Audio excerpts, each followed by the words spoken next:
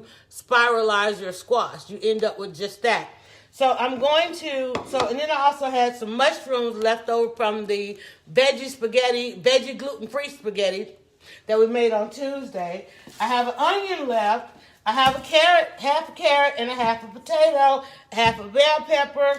I've got a little bit of Parmesan cheese. I got some sun-dried tomatoes, some oil, some Worcestershire pub burger sauce, flakes that I'm going to use, and some salt.